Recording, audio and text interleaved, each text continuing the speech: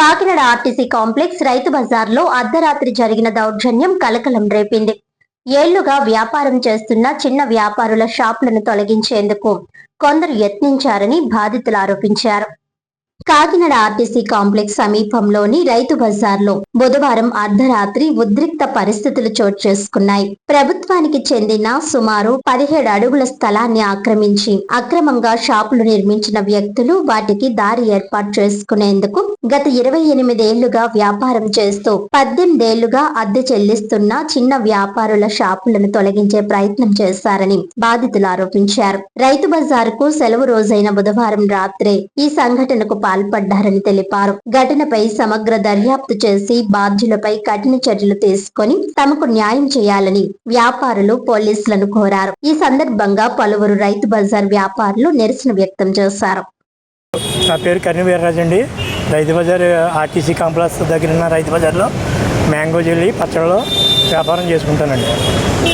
నిన్న 22వ తారీఖు బుధవారం మార్కెట్ సెలవు టైంలో మేము ఎవరూ లేవండి. రాత్రి 12 గంటలకి ఆ టైంకి మా వాచ్మెన్ ఫోన్ చేశాడు. ఏంటని అడిగితే మున్సిపాలిటీ వాళ్ళు వచ్చి నీ బడ్డీ తీసేస్తున్నారని చెప్పేసి అన్నాడండి. మున్సిపాలిటీ వాళ్ళకి మా అబ్బాయి ఫోన్ చేసి అడిగితే మేము ఎవరో రాలేదు, మాకు తెలియదు అని చెప్పేసి మున్సిపాలిటీ వాళ్ళు అన్నారండి. అంటే మేము ఆటోమేటిక్గా మేము వచ్చామండి. మా అబ్బాయి వచ్చాడు ముందు. మా అబ్బాయి వచ్చేకి జేసీపీకి తగిలించి ఎదరికి రోడ్డు మీద లాగేశారండి బడ్డీని. లాగేసి ఎవరు లాగమన్నారు ఏంటని అడిగితే అక్కడ 30 మంది రౌడీలు ఉన్నారండి. ఆ రౌడీలు చూసి మమ్మల్ని చూసి పారిపోయారు. వాళ్ళు పారిపోయిన తర్వాత జేసీబీ డ్రైవర్ని ఆఫ్ చేసి పోలీస్ స్టేషన్కి అప్పు చెప్పామండి. ఆ డ్రైవర్ ఓనర్ని అడిగితే అండి మాకు Nakka Kishore, market Bhaskar, market committee chairman గారు పురమాయించారని చెప్పేసి అతను అన్నాడండి. అది నా బడ్డీలో ఉన్న సామాన్లు నుంచి మించి ఒక 5 లక్షల రూపాయల సామాన్లు ఉంటుందండి. అవన్నీ శుభ్రంగా గజిబిజీలు అయిపోయి పచ్చళ్ళు కానీ కలపలు కింద పోయి నాకు ఏదో న్యాయం చేయించమని కోరుతున్నాను. నా పేరు కర్ణ శ్రీనివాస్ అండి. రైతు బజార్లో కూరగాయల వ్యాపారం చేసుకుంటాను నేను కూడా మా నాన్నగారితో పాటుని. అయితే నిన్న 12:30 సమయానికి మా వాచ్మెన్ ఫోన్ చేసి ఇలాగ బడ్డీ తీసేస్తున్నారండి అంటే, ఎవరు తీసేస్తున్నారు ఫోన్ ఇవ్వంటే మేము మున్సిపాలిటీ అని చెప్పేసి అన్నారండి. నేను ఎన్న మున్సిపాలిటీలో ఫోన్ చేస్తే మేము ఎవరు రాలేదమ్మా అని చెప్పేసి అన్నారండి. అయితే 12:40 సమయానికి నేను మార్కెట్కి రాగానే బ్రిడ్జి కింద ఒక 30 మంది నన్ను చూసి పారిపోయారండి. రైతులపేటలోంచి ఆ పట్టాలపై పారిపోయారు. అయితే జేసీబీని ట్రాలీ ఉందండి. నేను జేసీబీ దగ్గరికి వచ్చేటప్పుడు ట్రాలీ కూడా వెళ్ళిపోయింది, మనోడు కూడా వెళ్ళిపోయాడు.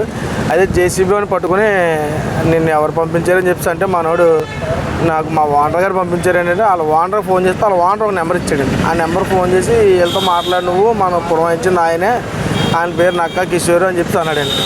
వాళ్ళ జేసీబీ ఓనర్. అయితే వాళ్ళ ఓనర్ ఫోన్ ఆ నక్కా కిషోర్కి ఫోన్ చేయగానే తమ్ముడు ఏం జరుగుతుంది, అయిపోయిందో షిఫ్ట్ చేస్తావా అన్నాడండి. లేదన్నా ఇక్కడ వచ్చి ఆ పేరు నన్ను అంటే, తమ్ముడు నువ్వు దొరికితే నా పేరు కూడా చెప్పుకో, అవసరమైతే మార్కెట్ చైర్మన్ బొత్స అక్కడ పేరు చెప్పి అని చెప్పేసి నక్కా కిషోర్ అన్నాడండి.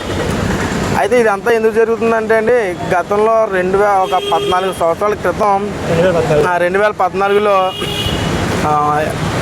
మాగినేడి భాస్కర్ గణేష్ బాబు అనే వ్యక్తి ఎస్టేట్ ఆఫీసర్ నేను రూమ్లో పెట్టి తాళం వేసేసి చంపేస్తానని బెదిరిస్తే ఆ ఎదురుగా ఉన్న షాప్ మా నాన్నగారిదండి.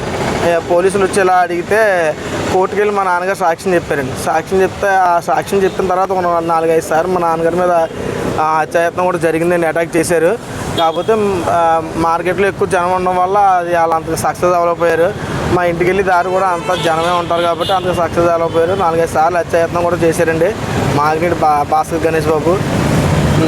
అయితే అప్పుడు ఏం జరిగిందంటే ఆ 2 షాపులకి ప్లేస్ కోసమని ఆ రభస్ చేసి 2014లో ఆ 2 షాపులకి దారి ఆయన సంపాదించేసాడండి. అయితే ఇప్పుడు మళ్ళీ కొత్తగా ఇంకొక 2 షాపులు కట్టాడండి పక్కన. అది కూడా 17 అడుగులు government Rythu Bazar RTC complex స్థలంలోకి వచ్చి 2 షాపులు కట్టుకుని ఆ దారి కోసమని ఇవాళ మమ్మల్ని ఒక 20 మంది రైతులు ఖాళీ చేసిమని అక్కడ మొన్న నిరాహార దీక్ష చేసి అడవుడు చేస్తే మేము దేనికి లొంగపోయేసరికి ఇవాళ నిన్న రాత్రి 12:30కి మాకు ఎవరికి చెప్పకుండా మా బడ్డీని మేము ఏదైతే జీవనోపాధిగా బతుకుతున్నామో ఆ బడ్డీని జేసీబీ తీసుకొచ్చి తీసేయమని చెప్పారండి. ఆ జేసీబీ వచ్చిన వ్యక్తిని కూడా అడిగామండి, ఎక్కడ పట్టుకెళ్ళమన్నారమ్మా అంటే డైరీ పాస్ సెంటర్ అవతల తీసుకెళ్ళి ఎక్కడ పారమని చెప్పారండి, కాళ్ళు అని చెప్పాడు. అయితే అందులో మేము నిన్న బుధవారం